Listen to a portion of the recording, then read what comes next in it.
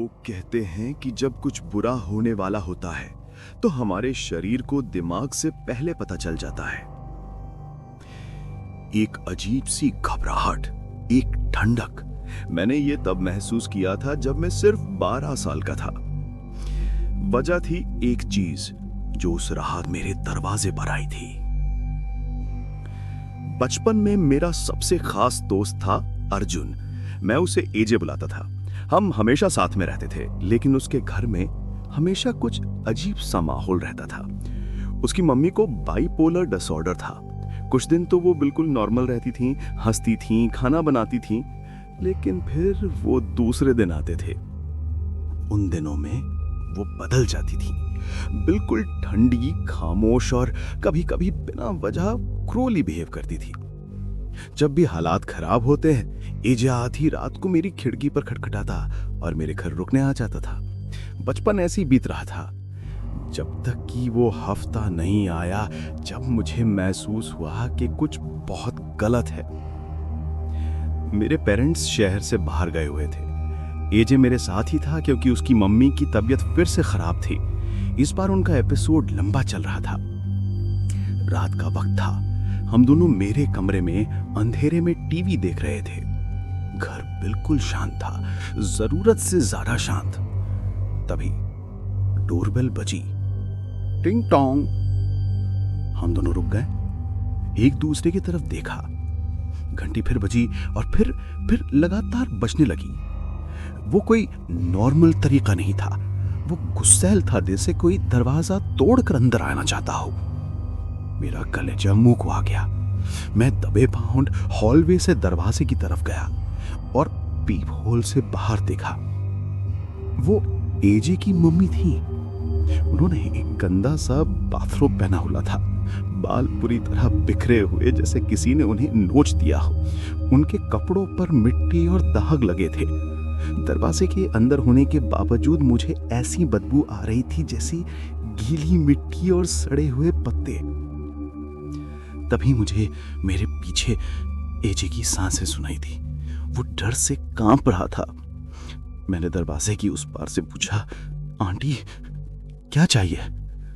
उनका सर झटके से ऊपर उठा, जैसे वो बस मेरी आवाज का इंतजार कर रही थी।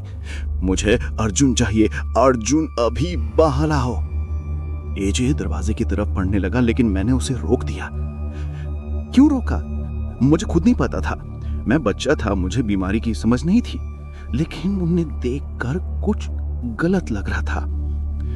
उनका चेहरा एजे की मम्मी जैसे ही था, आंखें, नाक सब वही था, पर वो इंसान नहीं लग रही थी। ऐसा लग रहा था जैसे किसी ने उनकी तस्वीर बनाई हो जो थोड़ी सी बिगड़ गई हो। उनकी आंखों में न गुस्सा था, न परेशानी, बस खालीपन था, अंधेरी खाई जैसा खालीपन।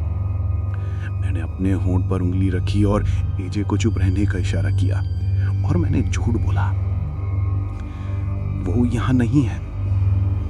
उन्होंने कोई जवाब नहीं दिया। वो बस खड़ी रही, बिल्कुल सीधा उस पीप होल में घूरती रही मेरी आंखों में। और फिर उन्होंने दरवाजे का हैंडल पकड़ा और उसे घुमाना शुरू किया। खट खट खट खट। वो किसी परेशान इंसान की तरह नहीं कर रही थी।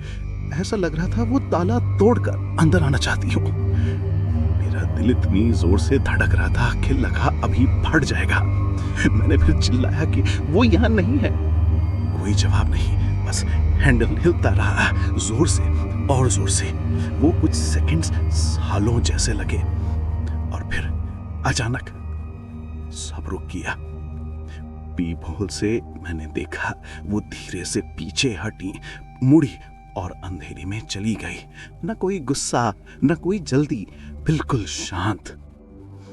हम दोनों ने सारे दरवाजे चेक किए, खिड़कियां चेक की, और फिर हम बाथरूम में बंद हो गए जब तक मेरे पेरेंट्स वापस नहीं आ गए। जब मैंने पेरेंट्स को सब बताया तो अगले दिन वो एजे की मम्मी से मिलने गए, और उस दिन जो उन्होंने बताया, उस बात से आज तक मेरी रूह कांपती है।